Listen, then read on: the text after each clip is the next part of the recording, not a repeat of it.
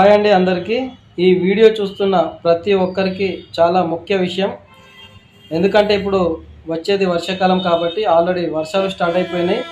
ప్రతి ఒక్కరికి చాలా ఇంపార్టెంట్ విషయం.